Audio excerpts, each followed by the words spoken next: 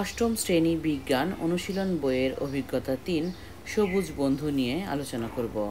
এই সেশন পড়তে তোমাদের প্রয়োজন হবে অনুসন্ধানী পাঠ বইয়ের অধ্যায় ৪ কোষ বিভাজন ও তার রকমভেদ। দ্বিতীয় সেশন। এই সেশনের আগেই তোমরা নিশ্চয়ই গাছের চারা জোগাড় করতে পেরেছ। এইবার এই গাছগুলো যত্ন করে বড় করার পালা। এই গাছগুলোর পরিচর্যা করার জন্য তোমরা স্কুলের পরিচর্যাকারীর হেল্প নিতে পারো। আর সপ্তম শ্রেণীতে তোমাদের গাছের পরিচর্যা নিয়ে কিছু অভিজ্ঞতা তো রয়েছেই। আর অবশ্যই শিক্ষকের গাছটি রোপণ করার ক্ষেত্রেও সবাই সাহায্য করবে। তোমাদের জন্য বাড়ির কাজ হচ্ছে গাছ রোপণ করতে গিয়ে তোমার কি অভিজ্ঞতা হলো এই ফাঁকা জায়গাটিতে লিখে রাখবে। তৃতীয় ও চতুর্থ সেশন। তোমার প্রিয় সবুজ বন্ধু নিশ্চয়ই একটু একটু করে বেড়ে উঠছে, আর এই সময়ের মধ্যে তোমরা এর বেড়ে ওঠা সম্পর্কে বিভিন্ন জিনিস সম্পর্কে জানার চেষ্টা করবে। অলরেডি সপ্তম শ্রেণীতে তোমরা জেনেছ উদ্ভিদ ও প্রাণী কোষের গঠন, সাদৃশ্য, বৈসাদৃশ্য এসব সম্পর্কে। এবার তোমরা দেখবে এই কোষগুলো কিভাবে দেহের বৃদ্ধিতে ভূমিকা রাখে। তোমরা অনুসন্ধানী পাঠ বই থেকে কোষ বিভাজন ও তার রকমভেদ অধ্যায়টি বের করে পড়বে এবং কোষ বিভাজনের গুরুত্ব, কোষের গঠন এগুলো সম্পর্কে জানার চেষ্টা করবে এবং ক্লাসের বাকিদের সাথেও আলোচনা করবে। আর কোষের ভিতরে নিউক্লিয়াসের অভ্যন্তরে ক্রোমোজোমগুলো কিভাবে বিন্যস্ত থাকে সে সম্পর্কে একটু ডিটেলস জানার চেষ্টা করবে। এখন কোষ কিভাবে বিভাজিত হয়। কোষ বিভাজিত হয় অ্যামাইটোসিস, মাইটোসিস এবং মিওসিস এই তিনটি প্রক্রিয়ার মাধ্যমে।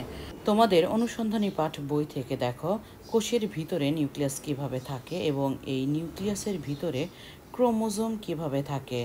ক্রোমোজোম দেখতে ঠিক এই রকম, যার ভিতরে থাকে ডিএনএ এবং হিস্টোন নামক প্রোটিন। এই ক্রোমোজোমের ভিতরেই সকল বংশগতির বৈশিষ্ট্য রক্ষিত থাকে। অ্যামাইটোসিস কোষ বিভাজন প্রক্রিয়া, যে প্রক্রিয়া এককোষী জীবদেহে সংঘটিত হয়। এই প্রক্রিয়ায় কোষের ডিএনএ প্রতিলিপন হয়, অর্থাৎ ডিএনএ ডাবল হয়ে যায়। তারপরে সাইটোপ্লাজমের বিভাজন ঘটে এবং কোষ দুইটি আলাদা হয়ে যায় এবং দুইটি অপত্য কোষে পরিণত হয়। এখন তোমার বা তোমার সবুজ বন্ধুর দেহকোষে কি অ্যামাইটোসিস প্রক্রিয়ায় কোষ বিভাজন ঘটে?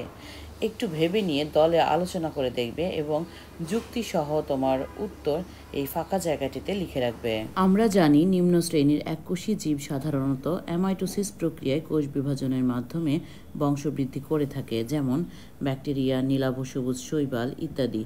কিন্তু আমি ও আমার লাগানো গোলাপের চারাটি বহুকোষী, সুতরাং আমার এবং আমার গোলাপের চারাতে অ্যামাইটোসিস না হয়ে মাইটোসিস হবে এবং মাইটোসিস কোষ বিভাজনের মাধ্যমেই বৃদ্ধি সংঘটিত হবে। এইবার তোমরা জানবে মাইটোসিস কোষ বিভাজন সম্পর্কে। মাইটোসিস কোষ বিভাজন মূলত বহুকোষী জীবের দেহের বৃদ্ধি ঘটায়। এই কোষ বিভাজন সম্পর্কে পুরো প্রক্রিয়াটি পড়ে দলে আলোচনা করবে এবং এর গুরুত্ব সম্পর্কেও জেনে নেবে। মাইটোসিস কোষ বিভাজন প্রকৃত নিউক্লিয়াসযুক্ত জীবের দেহকোষে হয়ে থাকে এবং এই বিভাজনের ফলে মাতৃকোষের অনুরূপ দুটি অপত্য কোষ সৃষ্টি হয়। এর ফলে কোষের সংখ্যা বৃদ্ধির মাধ্যমে উদ্ভিদ ও প্রাণীর দৈর্ঘ্য ও প্রস্থ বৃদ্ধি পায়। তোমরা এর মধ্যে জেনে গিয়েছ আদি এককোষী জীবে মাইটোসিস হয় না। এছাড়াও কিন্তু বহুকোষী জীবের জনন মাতৃকোষ, প্রাণীর স্নায়ুকোষ, স্তন্যপায়ী প্রাণীর পরিণত লোহিত রক্তকণিকা, অনুচক্রিকা এবং উদ্ভিদের স্থায়ী টিস্যুর কোষে মাইটোসিস কোষ বিভাজন দেখা যায় না। মাইটোসিস কোষ বিভাজন সম্পর্কে একটি সুন্দর এবং ডিটেলস ভিডিও ডেসক্রিপশন বক্সে দেওয়া রইল, আশা করি তোমাদের কাজে আসবে। মাইটোসিস বিভাজন নিয়ন্ত্রণের বাইরে চলে গেলে টিউমার সৃষ্টি হয়, যা পরবর্তীতে ক্যান্সারে রূপান্তরিত হতে পারে। এবার তোমাদের কি করতে হবে, এই মাইটোসিস প্রক্রিয়ার সবগুলো ধাপের মডেল তৈরি করতে হবে। অবশ্য সবাইকে সব মডেল তৈরি না করলেও চলবে। প্রত্যেকটি দল লটারির মাধ্যমে এক একটি ধাপ নির্বাচন করে নিয়ে মডেলগুলো বানানোর চেষ্টা করবে। মডেল তৈরিতে তোমরা কি কি উপকরণ ব্যবহার করবে তা দলে অবশ্যই আলোচনা করে নেবে। আর পরিবেশের জন্য ক্ষতিকর কিংবা খরচ সাপেক্ষ উপকরণ যত কম ব্যবহার করা যায় ততই ভালো। আর যদি পরিত্যক্ত বা ব্যবহৃত জিনিস দিয়ে মডেল বানাতে পারো তাহলে এটা আরও বেশি ভালো হবে এবং দলে আলোচনা করে তোমরা উপকরণগুলো ঠিক করে তালিকা তৈরি করে ফেলবে। আর প্রত্যেকেই পরের সেশনে শ্রেণীকক্ষে বসেই মডেলগুলো তৈরি করে নেবে। পঞ্চম সেশন। এই সেশনে তোমাদের মডেল তৈরি করার পালা। নিজেদের মডেল উপস্থাপন ছাড়াও তোমরা অন্য দলের মডেল উপস্থাপন করে দেখবে। এটি তোমরা লটারির মাধ্যমে নির্বাচন করে নিতে পারো। মাইটোসিস কোষ বিভাজনের ধাপগুলো হচ্ছে প্রোফেজ, প্রোমেটাফেজ, মেটাফেজ, অ্যানাফেজ এবং টেলোফেজ। তোমাদের বইতে প্রোমেটাফেজের কথা বলা নেই। এটা এতটাই স্বল্পস্থায়ী একটি পর্যায় যে কখনো কখনো কোনো লেখক এটিকে স্কিপ করে। তোমাদের জন্য 2টা স্যাম্পল দেওয়া থাকলো, যেগুলো দেখে তোমরা নিজেরাও তৈরি করতে পারবে। ষষ্ঠ সেশন। তোমাদের লাগানো গাছটি কতখানি বেড়ে উঠলো তা তোমরা তোমাদের ডায়েরিতে 1 সপ্তাহ অন্তর অন্তর নোট করে রাখবে। আর গাছটির যত্ন নিতে তুমি কি কি ব্যবহার করেছো তাও লিখে রাখবে। মাইটোসিস কোষ বিভাজনের মাধ্যমে কিভাবে তুমি বা তোমার সবুজ বন্ধু বেড়ে ওঠো তা তো তোমরা অবশ্যই জানলে।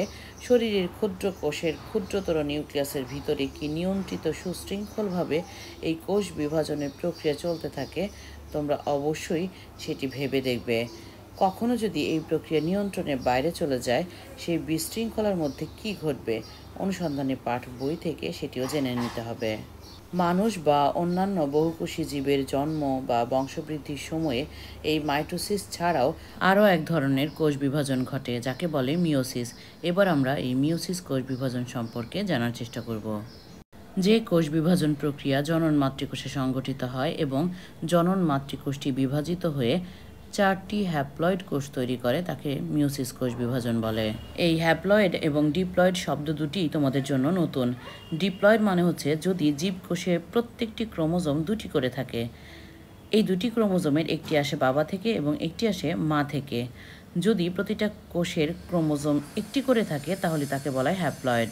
মিওসিস কোষ বিভাজন প্রক্রিয়া মূলত 2টি ধাপে হয়, মিওসিস 1 এবং মিওসিস 2। মিওসিস 1 আবার 4টি ধাপে সংঘটিত হয়।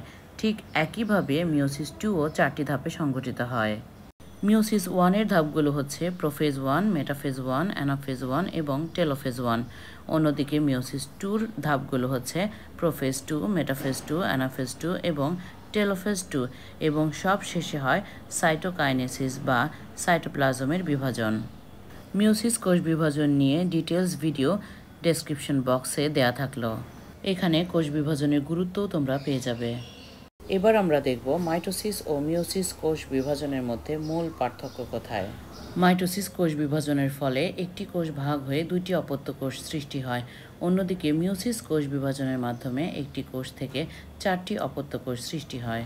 তোমাদের জানার জন্য আমি আরও কিছু পার্থক্য এখানে দিয়ে রাখলাম। যেমন মাইটোসিস কোষ বিভাজন হয় দেহকোষে, অন্যদিকে মিওসিস কোষ বিভাজন হয় জনন মাতৃকোষে। মাইটোসিসের ফলে সৃষ্ট অপত্য কোষে ক্রোমোজোম সংখ্যা মাতৃকোষের ক্রোমোজোম সংখ্যার সমান থাকে। অন্যদিকে মিওসিস কোষ বিভাজন প্রক্রিয়ায় সৃষ্ট অপত্য কোষে ক্রোমোজোম সংখ্যা মাতৃকোষের ক্রোমোজোম সংখ্যার অর্ধেক হয়ে যায়। দৈহিক বৃদ্ধির জন্য মাইটোসিস অত্যাবশ্যকীয়, অন্যদিকে জনন কোষ সৃষ্টির জন্য মিওসিস অত্যাবশ্যকীয়।